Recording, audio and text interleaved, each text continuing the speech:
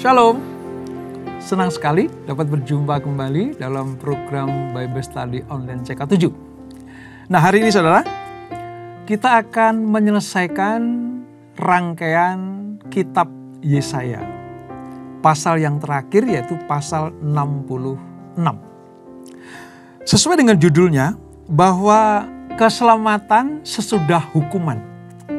Ini sudah bisa menggambarkan bagaimana Allah itu memiliki dua karakter yang tidak dapat kita tinggalkan atau kita abaikan. Apa itu? Karakter yang pertama adalah Allah yang penuh kasih.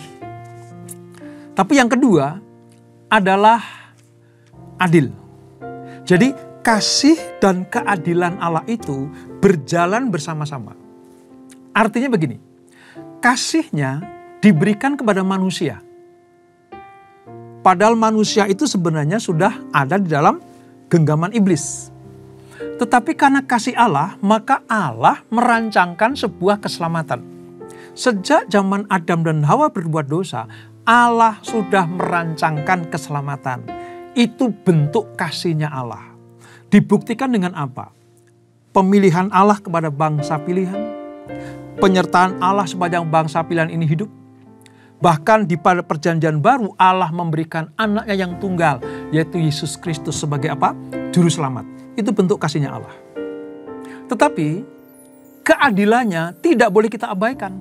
Apa itu? Ya, penghukuman akan dijatuhkan kepada mereka yang berdosa, melanggar hukum-hukum Allah. Nah, di dalam kitab Yesaya ini diakhiri dengan keselamatan sesudah manusia mendapatkan hukuman. Artinya ada kesempatan mereka yang dihukum Allah sebelum masuk ke penghukuman kekal bisa diselamatkan. Dengan jalan apa? Bertobat. Nah, kita akan menemukan ini di dalam pasal terakhir ini, saudara, dari Yesaya. Namun sebelum kita membaca, kita merenungkan, mari kita datang kepada Tuhan. Kita puji Dia. Kita agungkan namanya. Terpujilah Tuhan, syukur bagimu syukur bagimu Bapa. Kami bawa pujian buat kasih setiamu kepadamu, buat kebaikanmu ya yang masyur, ya lama. Terima kasih Tuhan Yesus, Yesus kami puja, kami sembah sebagai Raja, berdiri di tengah kami, ditinggikan dan dipuji. Yesus kami puja, kami sembah sebagai Raja, berdiri di tengah kami, ditinggikan dan dipuji. Sembah dan puji penuhi tatamu, sembah dan puji penuhi tatamu, sembah dan puji penuhi tatamu. Yesus Tuhan adalah Raja.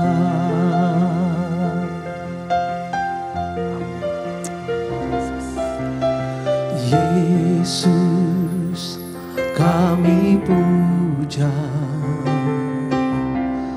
kami sembah sebagai Raja, berdiri di tengah kami, ditinggikan dan dipuji. Sembah dan puji penuhi tahta-Mu. Sembah dan puji penuhi tahta-Mu. Sembah dan puji penuhi tahta-Mu.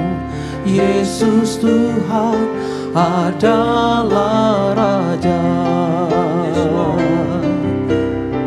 Sembah dan puji penuhi tahta-Mu.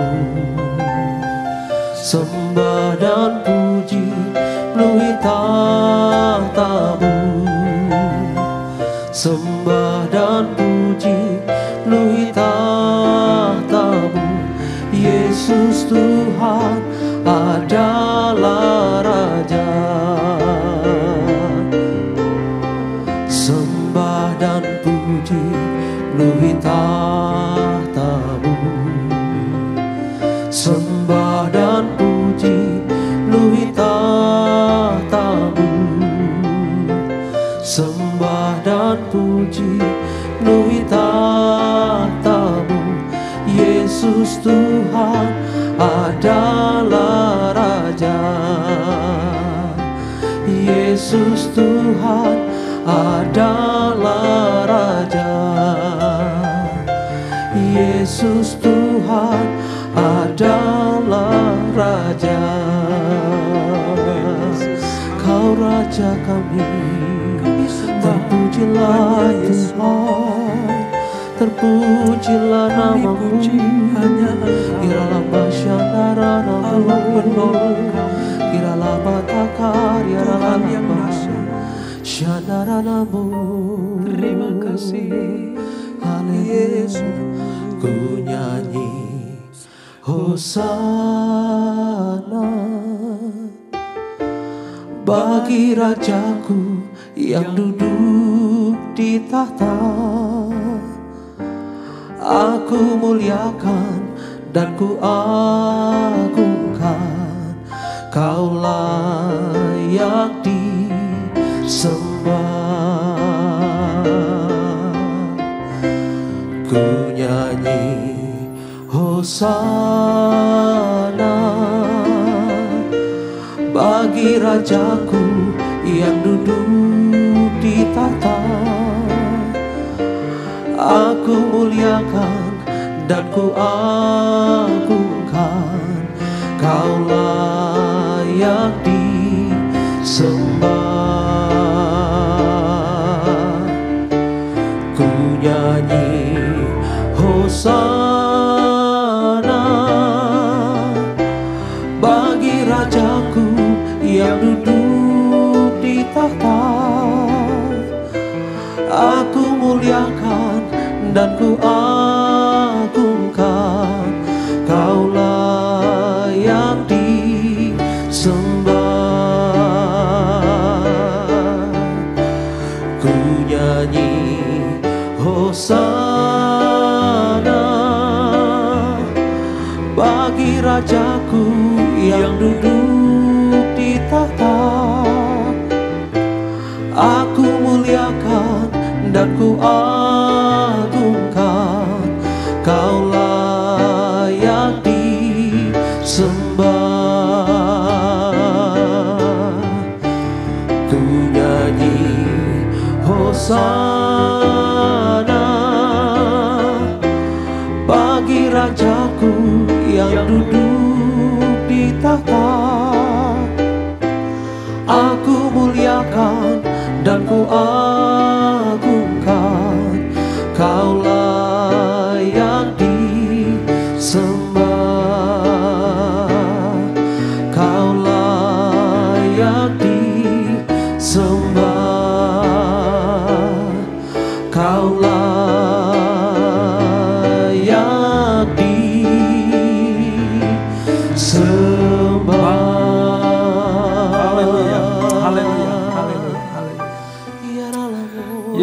Yesus, terima kasih Tuhan. Terima kasih Bapa. Inilah pengakuan iman kami. Hanya Engkaulah satu-satunya yang layak disembah, diagungkan, dimuliakan. Kami akan melanjutkan pembelajaran kami, menyelesaikan kitab Yesaya. Tuhan tuntun kami supaya kami mengerti seluruh rangkuman dari kisah yang tercatat di dalam kitab Yesaya ini. Urapi kami Tuhan, jamah kami. Di dalam nama Yesus. Mari yang siap belajar firman Tuhan, sama-sama kita katakan amin. Kita persiapkan Yesaya pasal yang ke-66, saudara. Ini pasal terakhir dari kitab Yesaya. Nah, sebelum kita membaca, saya akan ingatkan sekali lagi, saudara, supaya sepanjang kita mempelajari kitab Yesaya ini, kita mendapatkan sebuah panduan atau ringkasan yang benar untuk mengerti kitab yang lumayan panjang ini, saudara, karena ada 66 pasal. Nah, seperti kita ketahui bahwa pasal-pasal yang ditulis oleh Yesaya ini sebenarnya sedang memperlihatkan bagaimana kasih Tuhan kepada bangsa pilihan, yaitu Israel. Ketika apa? Ketika Tuhan ia murka kepada mereka karena dosa dan pelanggaran mereka, lalu mereka dibuang ke Babel.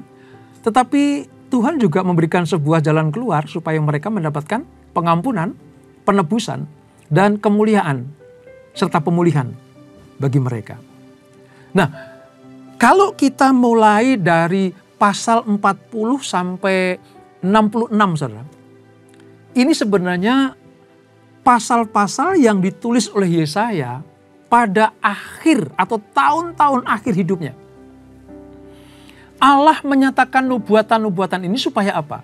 Supaya memberikan sebuah pengharapan dan penghiburan kepada umatnya selama mereka tertawan di Babel.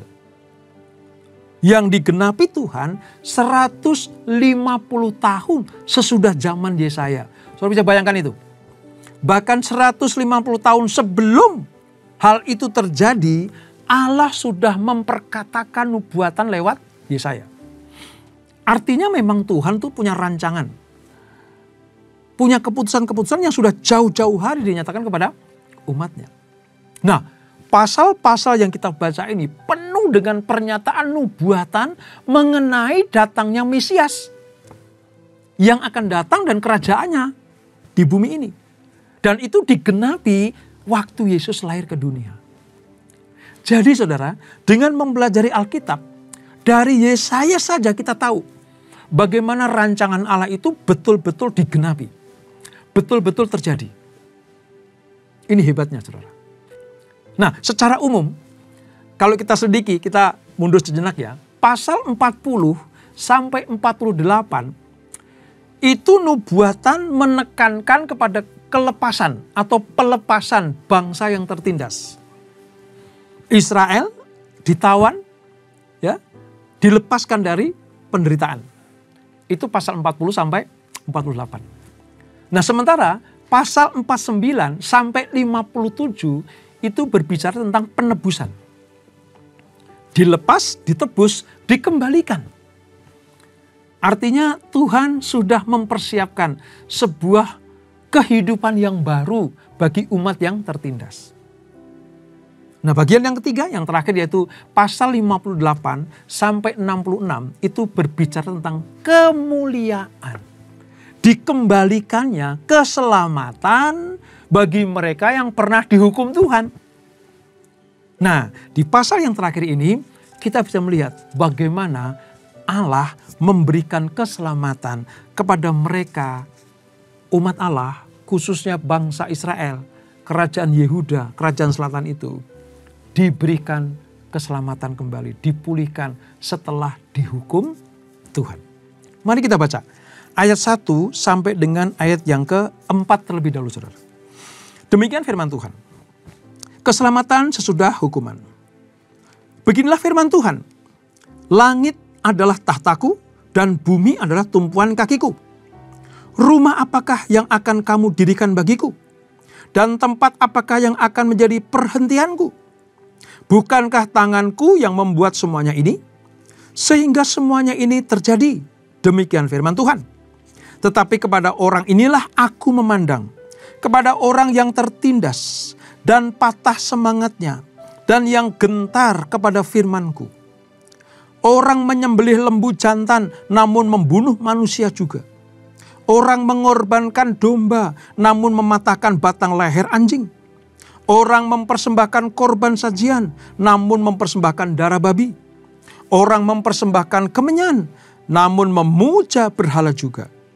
Karena itu, sama seperti mereka lebih menyukai jalan mereka sendiri, dan jiwanya menghendaki dewa kekejian mereka. Demikianlah aku lebih menyukai memperlakukan mereka dengan sewenang-wenang, dan mendatangkan kepada mereka apa yang ditakutkan mereka. Oleh karena apabila aku memanggil, tidak ada yang menjawab. Apabila aku berbicara, mereka tidak mendengarkan. Tetapi mereka melakukan yang jahat di mataku, dan lebih menyukai apa yang tidak kukehendaki. Jadi kita melihat bagaimana alasan Tuhan menghukum bangsa Israel, khususnya kerajaan selatan, dibuang ke Babel, ditawan oleh Babel selama 70 tahun. Karena mereka melakukan kejahatan. Seperti apa yang ditulis di dalam Yesaya 66 ayat 1 sampai dengan yang keempat ini. Saudara. Diibaratkan Yerusalem itu ibu kota kerajaan selatan, ibu kota Yehuda. Diibaratkan seorang ibu yang menyusui dan menghibur anak-anaknya. Kenapa? Karena nanti Allah akan memberikan sebuah pemulihan setelah dihukum. Tetapi alasan Allah menghukum sudah dituliskan di ayat 1 sampai 4. Jadi Allah tidak bertindak sewenang-wenang. Allah punya alasan mengapa mereka dihukum. Sama seperti kita. Allah punya alasan mengapa Allah itu menghukum kita. Mengizinkan kita mengalami penderitaan akibat dosa, pelanggaran kita kepada Tuhan. Mengapa manusia menikmati kehidupan yang tidak benar.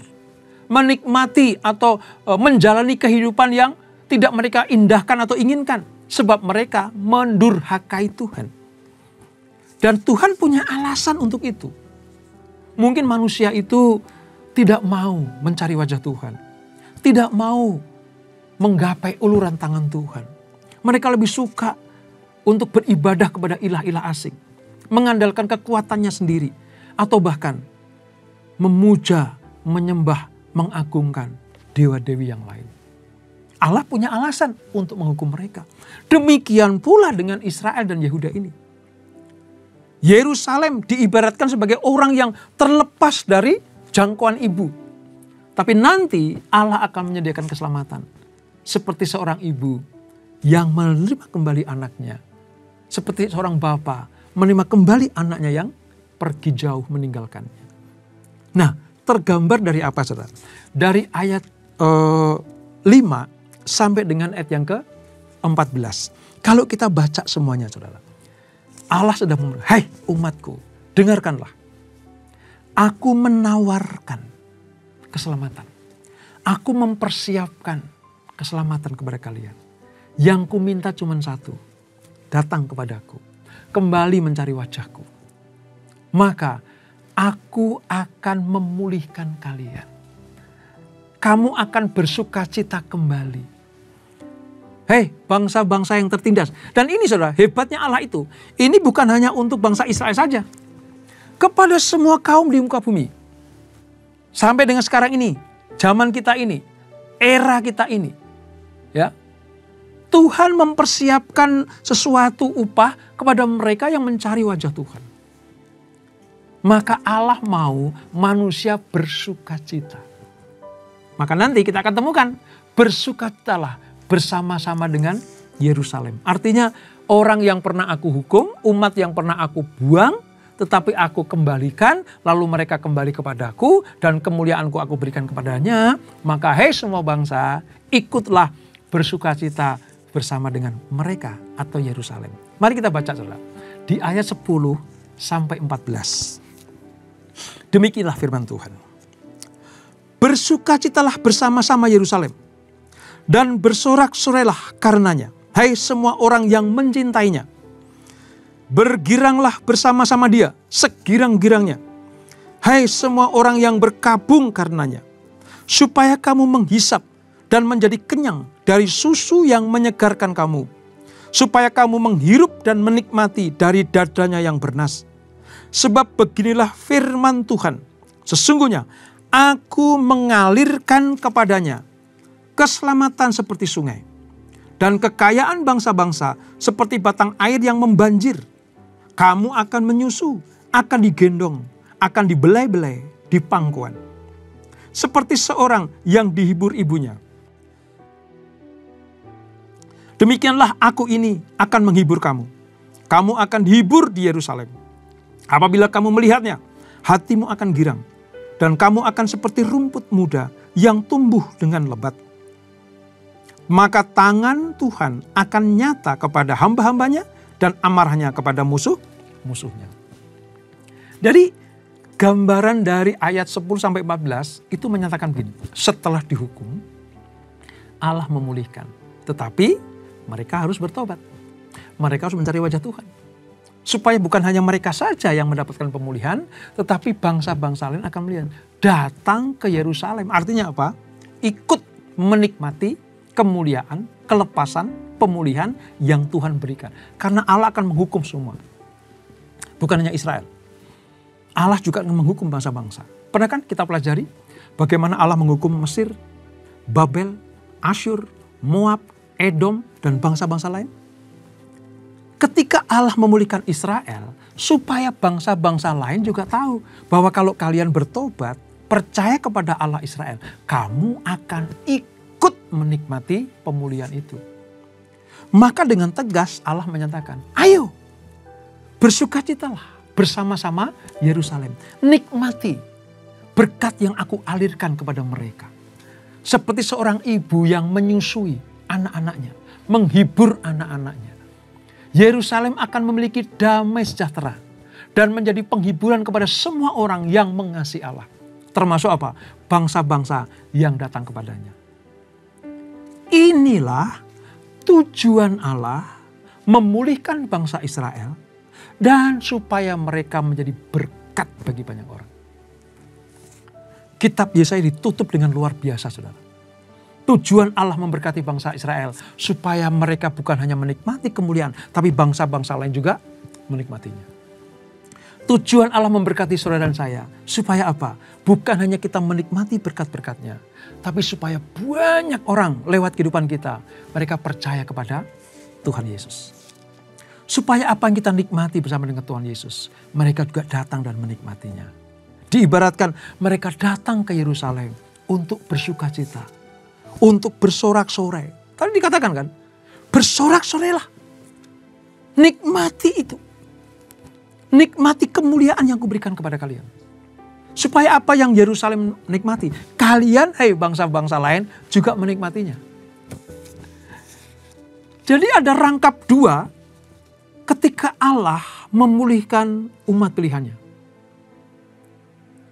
Supaya Israel menikmati berkat yang Tuhan sediakan. Dan yang kedua, supaya bangsa-bangsa lain ikut menikmati berkat itu. Dengan cara apa? Percaya kepada Allah Abraham, Ishak, dan Yakub. Yang dalam perjanjian baru kita kenal sebagai Tuhan Yesus. Ini. Nah, ketika Allah menetapkan Yerusalem dan kerajaannya, ya kerajaan Mesias sampai dengan perjanjian baru. Di satu sisi Allah akan menetapkan Yerusalem sebagai pusat berkat. Tadi susu akan mengalir ke situ. Madu akan mengalir ke situ. Kenikmatan akan mengalir ke situ. Tapi sebaliknya, Tuhan juga datang dengan hukuman atas musuh-musuhnya. Ini saudara. Lihat ayat 15. Saya tegaskan ayat 15 begini. Sebab sesungguhnya Tuhan akan datang dengan api. Dan kereta-keretanya akan seperti puting beliung untuk melampiaskan murkanya dengan kepanasan dan menghardiknya dengan nyala api. Ini kontras sekali di ayat 10 sampai ayat 14 tadi. Kalau ayat 10 sampai 14 itu tentang pemulihan dan kemuliaan yang bisa dinikmati oleh orang-orang yang takut akan Tuhan. Tetapi berbanding balik dengan ayat 15. Allah juga datang dengan api. Untuk apa? Menghukum musuh-musuhnya. Mereka yang terang-terangan tidak mengakui Tuhan sebagai Allah yang benar. Mereka yang terang-terangan berpihak kepada musuh-musuh Allah yang akan dimurkai Tuhan. Kepada mereka itu Allah mendatangkan api penghukuman. Sama seperti zaman kita ini, saudara. Kepada mereka yang taat dan setia, Allah menjanjikan sebuah kemuliaan dan kehidupan kekal. Tapi kepada mereka yang memberontak, kepada mereka yang terang-terangan memusuhi Allah, ya Allah datang dengan api. Apa api itu? Penghukuman jelas. Oleh sebab itu, kita perhatikan baik-baik bagaimana rancangan Allah sehingga kita tahu, oh kita pilih yang ini karena ini mendatangkan keselamatan kekal. Dan suatu kelak nanti, saudara, fenomenanya saya bisa gambarkan seperti ini. Tuhan akan mengumpulkan segala bangsa dari semua kaum dan bahasa. Semua akan dikumpulkan, saudara. Untuk apa? Mari kita lihat. Ayat 18 sampai 21 bunyinya seperti apa? Demikian. Aku mengenal segala perbuatan dan rancangan mereka. Dan aku datang untuk mengumpulkan segala bangsa dari semua bahasa dan mereka itu akan datang dan melihat kemuliaanku. Aku akan menaruh tanda di tengah-tengah mereka dan akan mengutus dari antara mereka orang-orang yang terluput kepada bangsa-bangsa, yakni Tarsis, Put, Lut, ke Meshek dan Ros, ke Tubal dan Yawan, ke pulau-pulau yang jauh yang belum pernah mendengar kabar tentang aku dan yang belum pernah melihat kemuliaanku, supaya mereka memberitakan kemuliaanku di antara bangsa-bangsa. Mereka itu akan membawa semua saudaramu dari antara segala bangsa sebagai korban untuk Tuhan, di atas kuda dan kereta dan di atas usungan, di atas bagal dan unta betina yang cepat, ke atas gunungku yang kudus, ke Yerusalem. Firman Tuhan, sama seperti orang Israel membawa korban dalam wadah yang tahir ke dalam rumah Tuhan. Juga dari antara mereka akan kuambil imam-imam dan orang-orang Lewi. Firman Tuhan. Lihat, saudara, fenomenanya begini. Orang percaya dari segala bangsa akan berkumpul untuk melihat kemuliaan Allah. Mengapa mereka berkumpul? Mengapa mereka ada dalam satu tempat? Ya, kalau dikatakan tadi ya, di tempat kudusku, di gunung kudusku, Sion, Yerusalem. Mereka datang ke situ yang pertama karena mereka terluput dari hukuman Allah. Mereka terluput dari murka Allah. Mengapa mereka terluput? Karena mereka hidup benar, saleh, menjauhi kejahatan, tetap menjaga pakaiannya putih bersih. Seperti dalam kitab Wahyu, saudara. Mereka akan diutus untuk apa? Membawa kembali orang-orang Yahudi yang sisa kepada Tuhan, Allah Israel. Pengumpulan itu akan terjadi pada akhir zaman, saudara. Karena nanti semua anak-anak Tuhan akan dikumpulkan satu tempat. Membawa orang-orang Yahudi, gambarannya, membawa orang Yahudi kumpul kembali ke Yerusalem. Dan sampai dengan sekarang, saudara, itu adalah program pemerintahan orang Yahudi. Makanya jangan heran, siapapun yang memerintah, siapapun, perdana menterinya siapapun, presidennya siapapun, ya, pasti mereka akan membangun pemukiman-pemukiman. Untuk apa? Tanpa sadar, mereka sedang menggenapi Yesaya 66. So lihat, bagaimana Israel perjanjian baru ini sampai dengan era ini, saudara, memperluas wilayah, memperluas tanah. Untuk apa? Menyediakan tempat bagi orang-orang buangan, orang-orang Yahudi yang sudah terbuang, kembali ke Yerusalem. Ini secara fisik. Ini secara fisik. Tetapi secara rohani, saudara, kepada semua bangsa, disebut bangsa pilihan, umat kepunyaan Allah, imamat yang rajani. Kalau mereka percaya kepada Yesus, sementara mereka di dunia ini, mereka kan terbuang, kira-kira seperti itu. Nah, mereka akan dikumpulkan. Nanti satu saat, mereka akan berkumpul di satu tempat. Mereka akan melihat kemuliaan Allah. Jadi kalau secara fisik, pemerintah Israel sekarang sedang memperluas wilayah untuk dibangun pemukiman-pemukiman. Supaya orang Yahudi yang tercecer di luar Israel kembali ke sana. Tapi secara rohani, dalam diri Yesus Kristus, ketika Yesus akan datang yang 2 kali, orang-orang akan berbalik dari jalan-jalan yang jahat. Iman mereka akan kepada Tuhan Yesus. Disitulah nanti dikumpulkan orang-orang yang beriman ini. Maka langit yang baru, bumi yang baru, kerajaan 1000 tahun itu turun ke dunia. Seperti yang kita pelajari di pasal yang ke-65. Indah sekali, saudara. Indah sekali. Israel yang sekarang saja sudah indah luar biasa. Apalagi Yerusalem yang baru nanti. Indahnya berlipat-lipat ganda. Nah, 22 sampai 24 ini pengulangan tentang apa? Langit yang baru dan bumi yang baru. Kita baca. 22 sampai 24. Sebab sama seperti langit yang baru dan bumi yang baru yang akan kujadikan itu tinggal tetap di hadapanku, demikianlah firman Tuhan. Demikianlah keturunanmu dan namamu akan tinggal tetap. Bulan berganti bulan, sabat berganti sabat. Maka seluruh umat manusia akan datang untuk sujud menyembah di hadapanku, firman Tuhan. Mereka akan keluar dan akan memandangi bangkai orang-orang yang telah memberontak kepadaku. Di situ ulat-ulatnya tidak akan mati dan apinya tidak akan padam. Maka semuanya akan menjadi kengerian bagi mereka yang hidup. Ada sebuah pemandangan yang kontras, saudara. Di satu sisi Allah menyediakan langit yang baru dan bumi yang baru kepada mereka yang mendapatkan anugerah keselamatan. Lulus saintifikasi dengan menjaga keselamatan, mengerjakan keselamatan, mereka mendapatkan kemuliaan kekal, mahkota kehidupan. Nah, dari tempat itu mereka bisa melihat bagaimana Allah menghukum orang-orang yang memberontak kepadanya. Jadi dalam hal ini, saudara, lewat kitab Yesaya ini kita tahu Allah betul-betul menyediakan tempat. 2 golongan tadi. Yang setia, taat, maka berkat kemuliaan, surga yang mulia menjadi bagiannya. Bagi mereka yang memberontak, terang-terangan memposisikan diri sebagai musuh Allah, nerakalah yang akan mereka dapatkan. Jadi, surga dan neraka itu bukan isapan jempol. Bukan dongeng. Bukan hikayat. Tetapi betul-betul ada dan terjadi, saudara. Oleh sebab itu, kita bukan hanya diingatkan oleh kitab Yesaya ini. Kita bukan hanya diperingatkan lewat nubuatan Yesaya ini. Tapi kita juga dituntun Tuhan.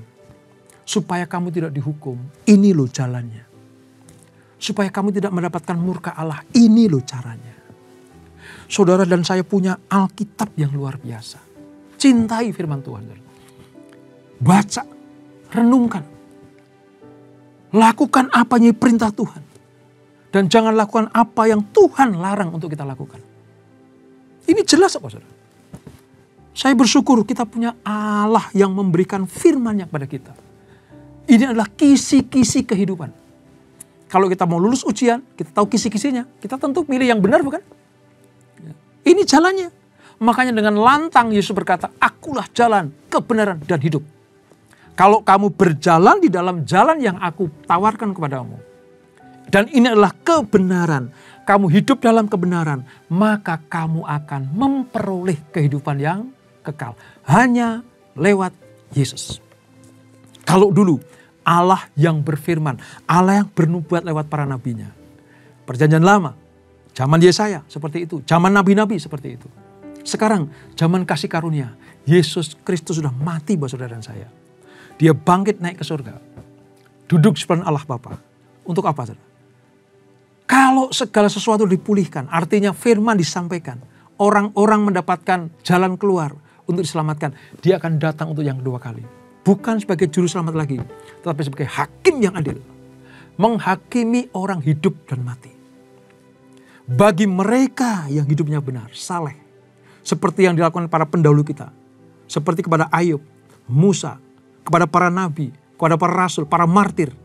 Maka Allah akan menempatkan mereka pada langit yang baru dan bumi yang baru. Kehidupan kekal, surga yang mulia itu. Tapi sebaliknya, bagi mereka yang memberontak kepada Allah, maka bagian adalah neraka, kematian yang kekal. Tuhan minta kita memilih kehidupan kekal. Itulah sebabnya, mari dengan mengakhiri kitab Yesaya, kita semakin beriman kepada Tuhan. Jaga hidup kita, perkataan kita, pikiran kita, hati kita, supaya tetap berkenan kepada Tuhan. Sebab kapanpun Tuhan datang, kita disebut sebagai orang-orang yang berbahagia.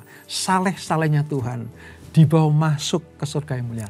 Di mana Yesus berada, di mana Bapa berada, di mana Roh Kudus berada, disitulah kita berada. Dan itulah Yesaya 66. Kita berdoa. Bapak, terima kasih. Kami sudah mengakhiri kitab Yesaya. Kami makin tahu sekarang bahwa surga dan neraka bukan dongeng isapan jempol, tapi betul-betul ada. Bahkan sejak zaman Yesaya pun sudah dinubuatkan. Zaman Yesus pun sudah dinyatakan. Sekarang zaman kasih karunia ini, Tuhan sedang menanti respon kami. Apakah kami menuju kepada kehidupan yang kekal atau kematian yang kekal? Kami putuskan ya Tuhan, untuk menuju kepada kehidupan yang kekal. Ya, kami harus pikul salib. Ya, kami harus menderita sekian lamanya di dunia ini.